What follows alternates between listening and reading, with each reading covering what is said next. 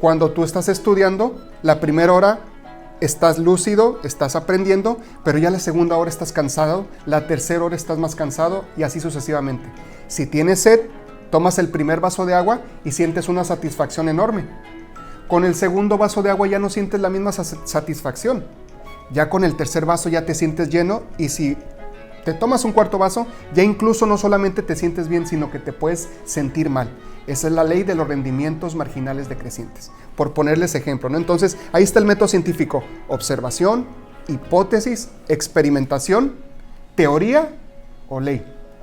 Si no se convierte en ley, no pasa nada, es una teoría que hay que estar revisando constantemente, porque lo que explicaba la economía en 1800 va a ser distinto en 1900, va a ser distinto en el año 2000 y actualmente en el 2024, con todo lo que está pasando con la inteligencia artificial. Entonces, es emocionante, estos tiempos son tiempos de alta incertidumbre, pero los conceptos no cambian. ¿Cómo aplicamos los conceptos para entender la realidad de lo que nos rodea? Y hablando de la economía, tenemos otro autor interesante, porque a la economía se le conoce como la ciencia sombría. ¿Por qué? Porque tiene que ver con la escasez, y a nadie nos gusta la escasez. Si no hubiera escasez, la economía no tendría razón de ser. Y hay un economista inglés, Sir Thomas Malthus, que fue influido por el libro de La riqueza de las naciones de Adam Smith, y empieza a analizar también la economía, y sus principales contribuciones es la relación entre la economía, los recursos del planeta y el crecimiento poblacional. Y se le llama ciencia sombría porque dice: estamos en una carrera constante entre el crecimiento de la población y cómo la alimentamos, porque mientras que la agricultura, la producción agrícola, los alimentos crece de manera aritmética, la población crece de manera exponencial. ¿Qué quiere decir? Que 2 personas tienen 4 hijos, cada uno de esos 4 hijos tiene 4 hijos, o actualmente vamos a poner el promedio que son 2 hijos, 2 personas tienen 2 hijos, esos 2 hijos, cada uno tiene 2 hijos, se convierten en 4, 4 se convierten en 8, 8 se convierten en 16, 16 en 32, como en la famosa historia del juego de ajedrez, ¿no?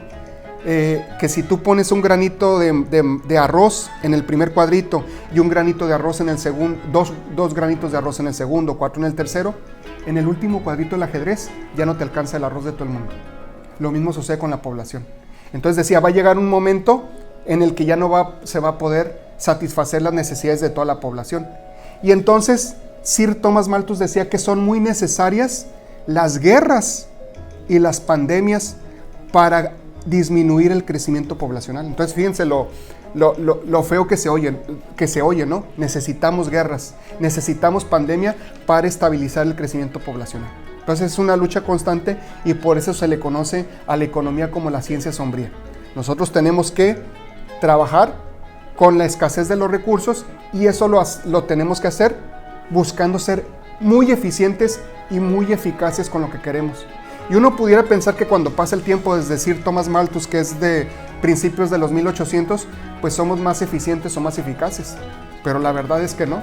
Nada más hay que analizar cómo se usa y se distribuye el agua, por ejemplo, aquí en el estado de Baja California, donde tenemos problemas gravísimos del agua, y sin embargo no hay un sistema inteligente que permita hacer asignaciones eficientes para que seamos estratégicos en el uso del agua, como lo hizo China, por ejemplo.